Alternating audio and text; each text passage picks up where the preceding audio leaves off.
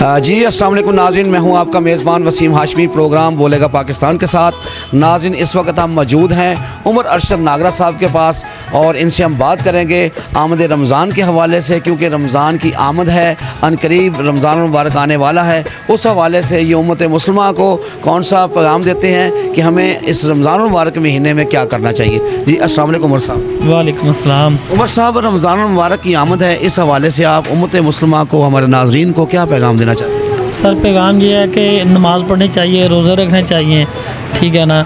और उसके बाद जो है गरीब मस्किनों का ख्याल करना चाहिए और मज़दूर भाइयों का ख्याल रखना चाहिए और अपनी सब खुशियों में इन सब को जो है ना शामिल करना चाहिए।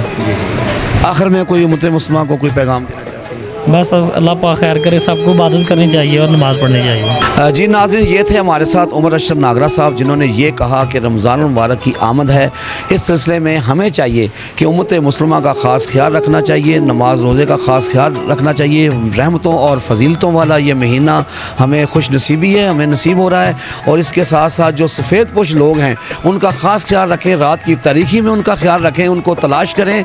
जो लोग किसी के आगे हाथ नहीं फैला सकते मगर वो मुस्तहिक हैं, उनका ख़ास तौर पे ख्याल रखें। तो इसी के साथ अपने मेज़बान वसीम हाशमी को दीजिए इजाज़त। पाकिस्तान जिंदाबाद, बोलेगा पाकिस्तान।